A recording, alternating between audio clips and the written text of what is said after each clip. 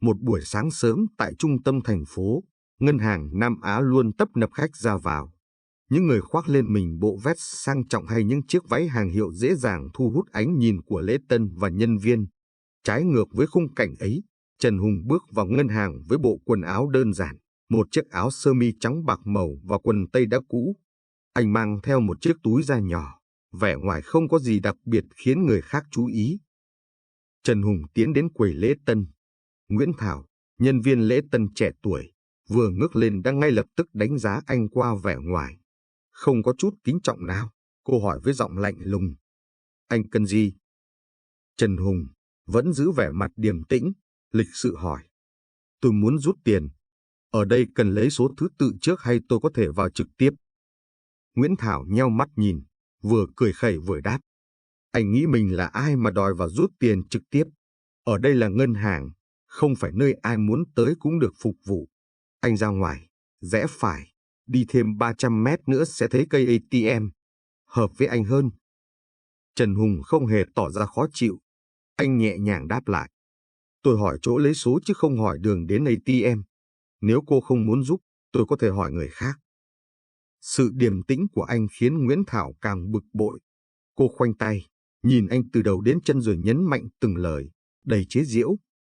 Ngân hàng này không phục vụ người như anh. Bộ quần áo này của anh chắc chưa tới 500.000. Anh nghĩ mình có thể làm gì ở đây? Đi tìm chỗ nào phù hợp với túi tiền của anh đi. Những khách hàng khác đang đứng chờ đều nhìn về phía Trần Hùng với ánh mắt tò mò. Một số còn tỏ ra khinh thường. Dường như ai cũng tin vào lời nói của Nguyễn Thảo, rằng anh chỉ là một người bình thường, không đáng được phục vụ ở nơi sang trọng này. Dù bị xúc phạm, Trần Hùng vẫn giữ thái độ bình tĩnh. Anh nhìn Nguyễn Thảo và khẽ nói. Cô nghĩ mình có quyền đánh giá người khác qua vẻ ngoài sao? Tôi chỉ đến đây để rút tiền, không phải để chịu đựng sự phán xét của cô. Nguyễn Thảo cười nhạo. Anh còn dám cãi à? Đây là ngân hàng Nam Á, nơi phục vụ khách VIP và những người giàu có, không phải chỗ cho người nghèo đến gây chuyện. Trong không khí căng thẳng ấy, Trần Hùng không nói thêm lời nào. Anh chỉ khẽ nhíu mày và bước lùi lại, ánh mắt vẫn giữ vẻ bình thản. Dường như anh đang chờ xem sự việc sẽ đi xa đến đâu. Nguyễn Thảo đứng sau quầy lễ tân, khoanh tay tỏ vẻ bề trên khi nhìn Trần Hùng đang đứng lặng lẽ giữa sảnh. Thái độ của cô càng trở nên kiêu ngạo khi một người đàn ông trung niên, ăn mặc lịch lãm với bộ vest hàng hiệu, bước vào ngân hàng. Người này chính là Hoàng Văn Quân, một khách hàng VIP được biết đến như chủ tịch của một tập đoàn lớn. Nguyễn Thảo lập tức thay đổi thái độ, cúi chào niềm nở. Chào mừng ông Quân. Anh cứ để tôi lo liệu. Mời anh qua đây, chúng tôi sẽ phục vụ ngay lập tức. Bỏ qua Trần Hùng một cách công khai, Nguyễn Thảo dẫn ông Quân vào quầy giao dịch đặc biệt, không cần xếp hàng hay lấy số. Một số khách hàng trong sảnh cũng gật gù, dường như hoàn toàn đồng ý rằng ông Quân xứng đáng được ưu tiên. Trần Hùng tiến lên một bước, giọng điềm tĩnh nhưng không giấu được sự thất vọng. Xin lỗi, nhưng tôi đến trước. Làm sao ông ấy lại được ưu tiên như vậy? Nguyễn Thảo quay sang, đôi mắt ánh lên vẻ khinh bỉ. Anh biết ông Quân là ai không? Ông ấy là khách hàng VIP, gửi hàng trăm tỷ mỗi năm vào ngân hàng chúng tôi. Còn anh thì sao? Chỉ là một người nghèo chẳng có gì. Hãy biết vị trí của mình đi. Một số khách hàng trong sảnh bắt đầu xì xào, bàn tán. Một vài người liếc nhìn Trần Hùng với ánh mắt nghi hoặc, có phần đồng tình với Nguyễn Thảo. Không muốn kéo dài căng thẳng, Trần Hùng nhún vai, cười nhạt. Vậy nếu tôi muốn rút toàn bộ số tiền mặt trong ngân hàng thì sao? Tôi có quyền ưu tiên không? Lời nói của anh khiến cả sảnh im lặng trong vài giây, trước khi Nguyễn Thảo phá lên cười. Anh vừa nói gì? Rút hết tiền mặt của ngân hàng. Anh có biết số tiền đó là bao nhiêu không? Hơn 1,3 nghìn tỷ đấy. Anh nghĩ mình là ai mà dám nói ra điều đó? Ông Quân cũng mỉm cười khinh thường, vỗ vai Nguyễn Thảo. Cậu ta chỉ đùa thôi. Loại người như cậu ta, cả đời có mơ cũng không thấy nổi số tiền đó đâu. Nguyễn Thảo nhìn Trần Hùng, giọng nói càng thêm cay nghiệt. Nghe đây, anh không xứng đáng bước vào ngân hàng này, chứ đừng nói đến việc rút tiền. Đi ra ngoài ngay, nếu không tôi sẽ gọi bảo vệ. Bất chấp sự chế nhạo, Trần Hùng vẫn giữ thái độ bình tĩnh. Anh từ từ lấy ra từ túi một chiếc thẻ đen, đặt lên bàn. Đây là thẻ của tôi, các người kiểm tra đi. Nguyễn Thảo liếc nhìn thẻ đen rồi cười lớn. Anh lấy cái thẻ giả này ở đâu? Nghĩ là mang một tấm nhựa đen là có thể đóng giả khách VIP sao? Thật buồn cười. Những lời chế giễu càng lúc càng gay gắt. Tuy nhiên, Trần Hùng chỉ đứng đó, ánh mắt sắc bén, không đáp lại. Sự im lặng của anh lại khiến không khí trong sảnh thêm căng thẳng, như thể anh đang chờ một điều gì đó bùng nổ. Không khí trong sảnh ngân hàng trở nên nặng nề hơn sau khi Trần Hùng đặt chiếc thẻ đen lên bàn. Nguyễn Thảo nhặt nó lên, lật qua lật lại, rồi nheo mắt nhìn anh như thể đang đứng trước một kẻ lừa đảo. Anh nghĩ một tấm thẻ nhựa màu đen này có thể chứng minh điều gì sao? Chắc anh lấy đâu đó trên mạng về để trêu chọc chúng tôi chứ gì? Cô cười khẩy, đặt mạnh chiếc thẻ xuống bàn. Một số khách hàng xung quanh cũng nhìn theo, ánh mắt xen lẫn tò mò và nghi hoặc. Một người phụ nữ thì thầm với bạn bên cạnh. Thẻ đen mà nhìn đơn giản vậy sao? Tôi từng nghe nói thẻ cao cấp thì phải có họa tiết chứ nhỉ? Mà nếu thật sự anh ta có thẻ đen thì sao lại ăn mặc như vậy? Người bạn đồng tình. Trước những lời xì xào và ánh mắt coi thường, Trần Hùng vẫn giữ vẻ mặt bình thản. Anh nhấc chiếc thẻ lên, cầm trong tay một cách chắc chắn, giọng nói rõ ràng. Đây là thẻ 7 sao của Ngân hàng Nam Á, cấp cao nhất. Nếu các người vẫn nghi ngờ, hãy kiểm tra nó ngay bây giờ. Nguyễn Thảo bật cười lớn, ra vẻ khinh bỉ. Thẻ 7 sao? Anh đang nói về loại thẻ mà chỉ có những người đứng đầu các tập đoàn lớn hoặc gia tộc quyền lực nhất mới sở hữu sao? Loại thẻ này cả đời tôi còn chưa từng thấy qua, vậy mà anh lại tự nhận mình có nó. Anh làm tôi buồn cười thật đấy. Một số khách hàng cũng bật cười, cho rằng Trần Hùng chỉ đang bốc phét. Không khí trong sảnh chuyển từ căng thẳng sang một màn hài kịch đối với họ. Nguyễn Thảo quay sang giám đốc chi nhánh, ông Lê Minh Quân, vừa bước vào sảnh. Thưa giám đốc, người này mang đến một tấm thẻ đen và tự nhận mình là khách hàng cấp cao. Tôi nghĩ chúng ta nên gọi bảo vệ ngay trước khi anh ta làm loạn. Ông Minh Quân, với vẻ mặt nghiêm nghị, nhìn Trần Hùng rồi đưa tay ra hiệu cho nhân viên cầm máy đọc thẻ chuyên dụng đến. Đừng vội kết luận, chúng ta cần kiểm tra trước. Nguyễn Thảo bĩu môi, quay sang Trần Hùng. Anh dám để chúng tôi quẹt thẻ không? Đến lúc bị phát hiện là giả, đừng có khóc lóc xin tha đấy. Trần Hùng nhìn cô, ánh mắt sắc lạnh. Cứ làm những gì cô cần làm, tôi không có gì phải sợ. Máy đọc thẻ được đưa tới. Mọi ánh mắt trong sảnh đều đổ dồn về phía đó, chờ đợi kết quả. Nguyễn Thảo cầm lấy chiếc thẻ, gắn vào máy với thái độ ngạo mạn. Nhưng vài giây sau, máy báo không thể đọc được. Tôi biết ngay mà, thẻ giả thì làm sao đọc được. Đây, kết quả rõ ràng rồi. Nguyễn Thảo cười lớn, quay sang ông Minh Quân như để chứng minh lời mình đúng. Trần Hùng không phản ứng gì, chỉ nhẹ nhàng nói. Không phải thẻ có vấn đề, mà có lẽ máy đọc thẻ của các người không đủ quyền hạn để xử lý thẻ này. Câu nói của anh khiến cả sảnh im lặng. Lời khẳng định đầy tự tin đó làm ông Minh Quân phải suy nghĩ, trong khi Nguyễn Thảo đứng bất động, không biết nói gì thêm. Trần Hùng chỉ nhìn mọi người, chờ đợi khoảnh khắc tiếp theo, nơi sự thật sẽ được phơi bày.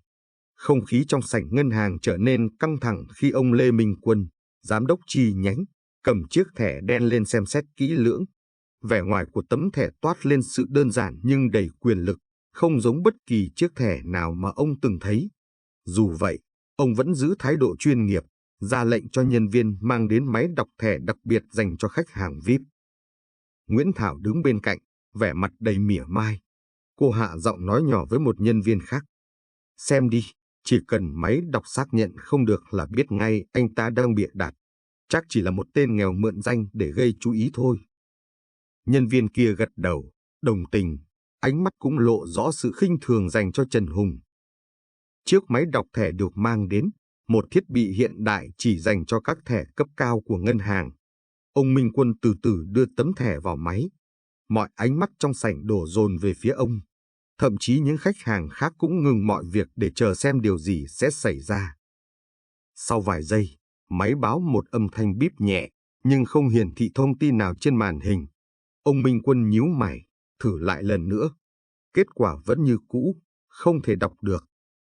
Nguyễn Thảo bật cười lớn, vỗ tay như thể vừa chứng minh được điều gì đó. Tôi nói mà, Thẻ giả thì làm sao mà đọc được? Anh còn gì để nói không? Một số khách hàng cũng bắt đầu cười theo, cho rằng Trần Hùng chỉ đang giả mạo. Nguyễn Thảo quay sang ông Minh Quân, giọng đầy vẻ đắc thắng. Thưa giám đốc, anh ta rõ ràng đang lừa gạt. Tôi nghĩ tốt nhất là gọi bảo vệ tới lôi anh ta ra ngoài ngay. Trần Hùng vẫn đứng yên, không một chút bối rối. Anh nhẹ nhàng lên tiếng. Tôi đã nói rồi, không phải tấm thẻ có vấn đề, mà là hệ thống của các người không đủ quyền hạn để xác minh nó. Chiếc thẻ này vượt quá cấp độ của thiết bị thông thường. Câu nói khiến cả căn phòng chìm vào im lặng. Ông Minh Quân cũng bắt đầu cảm thấy lo lắng.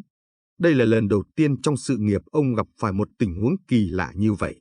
Ông trầm ngâm một lát rồi quay sang nhân viên kỹ thuật. Mang thiết bị cao cấp hơn đến. Nếu thẻ này là thật, chúng ta không thể mạo hiểm bỏ qua. Nguyễn Thảo lập tức phản đối. Thưa giám đốc, anh ta chỉ đang kéo dài thời gian. Không cần lãng phí thêm tài nguyên để xác minh một tấm thẻ giả đâu.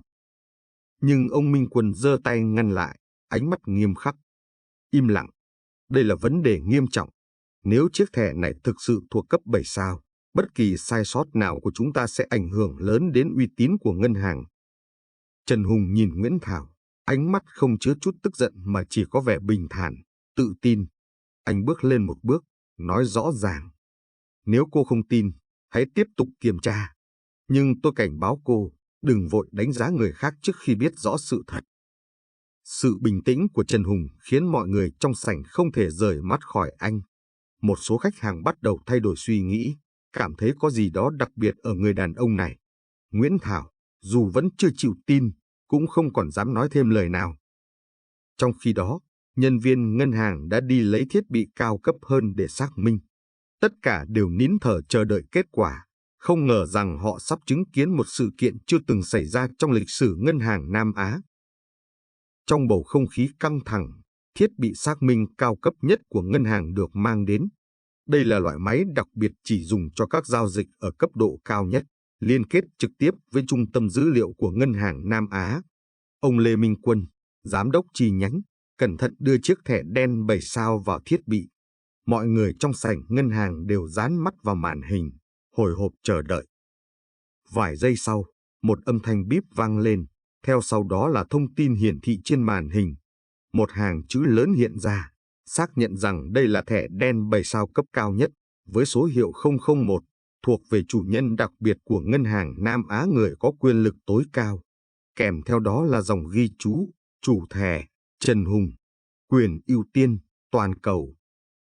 Cả sảnh ngân hàng im lặng đến nghẹt thở. Ông Minh Quân sững người vài giây trước khi vội vàng đứng dậy, cúi đầu thật sâu. Xin lỗi ngài Trần Hùng, tôi không biết ngài là chủ sở hữu của tấm thẻ đặc biệt này. Đây là một sai sót lớn của chúng tôi. Nguyễn Thảo, người vừa mới đây còn lớn tiếng chế nhạo Trần Hùng, đứng như hóa đá. Mặt cô tái nhợt, không thốt lên lời. Cô lắp bắp. Không, không thể nào. Anh ta chỉ là một người ăn mặc đơn giản, làm sao có thể là chủ nhân của chiếc thẻ 7 sao được. Trần Hùng từ từ quay sang cô, ánh mắt sắc lạnh. Cô nghĩ người có quyền lực cần phải khoe khoang qua vẻ bề ngoài sao? Đây chính là bài học dành cho những kẻ chỉ biết đánh giá người khác bằng quần áo và tiền bạc. Câu nói như một gáo nước lạnh tạt thẳng vào Nguyễn Thảo. Cô đứng lặng thinh, không còn gì để biện minh. Cùng lúc đó, một loạt xe sang trọng dừng lại trước ngân hàng. Những nhân vật quyền lực như bà Mai Thu Hương, CEO tập đoàn lớn, ông Nguyễn Đại Long, chủ tịch một tập đoàn bất động sản, và cả tổng giám đốc ngân hàng Nam Á, bà Nguyễn Thu Trang, bước nhanh vào sảnh. Cả ba người, sau khi nhìn thấy thông tin thẻ đen hiển thị trên màn hình, đồng loạt cúi chào Trần Hùng. Ngài Trần Hùng, chúng tôi đã nhận được thông báo về việc kích hoạt tấm thẻ số 001. Xin lỗi vì đã không đón tiếp ngài chu đáo từ đầu. Bà Nguyễn Thu Trang tiếp lời, ánh mắt đầy kính trọng. Tấm thẻ này không chỉ là minh chứng cho quyền lực, mà còn là biểu tượng của người sáng lập ngân hàng Nam Á. Chúng tôi rất vinh dự khi được gặp ngài. Nguyễn Thảo hoàn toàn sụp đổ khi sự thật được tiết lộ. Cô cố gắng lên tiếng. Ngài Trần Hùng, tôi không biết. Xin ngài tha thứ. Nhưng Trần Hùng chỉ lắc đầu, giọng lạnh lùng. Người làm trong ngành dịch vụ nhưng không biết cách tôn trọng khách hàng, cô không xứng đáng ở lại đây. Bà Nguyễn Thu Trang quay sang Nguyễn Thảo, ánh mắt sắc bén. Cô Nguyễn Thảo, thái độ và hành động của cô đã làm tổn hại nghiêm trọng đến uy tín của ngân hàng. Ngay lập tức thu dọn đồ đạc và rời khỏi đây. Nguyễn Thảo gục xuống, không dám phản kháng. Trong khi đó, Trần Hùng bước qua cô, ánh mắt không một chút cảm xúc. Anh quay sang bà Thu Trang, nói với giọng bình thản nhưng đầy uy quyền. Ngân hàng này được tôi xây dựng để phục vụ mọi người, không phải để phân biệt giàu nghèo. Tôi hy vọng chuyện như hôm nay sẽ không bao giờ xảy ra nữa. Cả sảnh ngân hàng im lặng, không ai dám thốt ra một lời. Tất cả đều hiểu rằng họ vừa chứng kiến một bài học đắt giá về sự kiêu ngạo và định kiến. Sau khi sự thật được phơi bày, không khí trong sảnh ngân hàng Nam Á trở nên nặng nề hơn bao giờ hết. Tất cả ánh mắt đều đổ dồn về Nguyễn Thảo, người lễ tân đã chế nhạo Trần Hùng một cách không thương tiếc. Cô ta đứng như hóa đá, khuôn mặt trắng bệch, không còn vẻ kiêu ngạo nào sót lại. Cảm giác hối hận dâng lên, nhưng mọi thứ đã quá muộn. Nguyễn Thảo khuỵu gối xuống trước Trần Hùng, lắp bắp. Ngài Trần Hùng, tôi thật sự không biết ngài là ai. Xin ngài hãy tha lỗi cho tôi. Tôi đã sai rồi. Trần Hùng nhìn cô với ánh mắt lạnh lùng, không biểu lộ chút cảm xúc nào. Anh khẽ nói, giọng điềm tĩnh nhưng đầy uy quyền. Cô không cần xin lỗi tôi. Điều cô cần làm là học cách tôn trọng người khác, bất kể họ trông như thế nào. Cách cô hành xử hôm nay không chỉ làm mất mặt bản thân, mà còn làm tổn hại nghiêm trọng đến danh tiếng của ngân hàng này. Nguyễn Thảo run rẩy, nước mắt lăn dài trên má. Cô quay sang giám đốc Lê Minh Quân, hy vọng nhận được sự bảo vệ. Thưa giám đốc, tôi không cố ý. Tôi chỉ không biết ngài ấy là ai. Xin hãy cho tôi một cơ hội. Nhưng ông Minh Quân đã lắc đầu, ánh mắt nghiêm khắc. Nguyễn Thảo, thái độ và hành động của cô đã đi ngược lại với tiêu chí phục vụ của ngân hàng Nam Á. Chúng tôi không thể giữ một nhân viên thiếu tôn trọng khách hàng như cô. Ngay lập tức thu dọn đồ đạc và rời khỏi đây. Nguyễn Thảo gục xuống sàn, khóc nức nở. Nhưng không một ai trong sảnh tỏ ra cảm thông. Bài học cô phải nhận là quá rõ ràng. Trong khi đó, bà Nguyễn Thu Trang, Tổng Giám đốc Ngân hàng Nam Á, bước đến trước Trần Hùng. Bà cúi đầu thật sâu, giọng nói đầy sự kính trọng. Thưa ngài Trần Hùng, thay mặt toàn bộ nhân viên ngân hàng, tôi xin lỗi vì những sai sót ngày hôm nay. Đây là lỗi của chúng tôi khi không kiểm soát được nhân viên và để xảy ra tình huống đáng tiếc này. Chúng tôi cam kết sẽ cải tổ lại hệ thống và thái độ phục vụ để không bao giờ tái diễn. Trần Hùng nhìn bà Thu Trang, ánh mắt không còn lạnh lùng mà thay vào đó là sự điềm tĩnh. Anh khẽ gật đầu. Tôi hy vọng bà giữ đúng lời hứa. Ngân hàng này được tôi xây dựng với mục tiêu phục vụ tất cả mọi người, không phân biệt giàu nghèo. Nhưng những gì tôi chứng kiến hôm nay khiến tôi thất vọng. Đừng để những hành vi nhỏ nhặt phá hỏng giá trị lớn lao mà chúng ta đang hướng tới. Bà Thu Trang cúi đầu sâu hơn, hứa hẹn. Chúng tôi sẽ làm mọi cách để khôi phục niềm tin của ngài. Khi mọi việc đã rõ ràng, Trần Hùng quay bước rời khỏi ngân hàng, không ngoảnh lại. Tất cả nhân viên cúi chào anh với vẻ mặt đầy kính nể. Nguyễn Thảo vẫn ngồi sụp dưới sàn, nước mắt lã chã, nhận ra rằng chính sự kiêu ngạo của mình đã hủy hoại tương lai.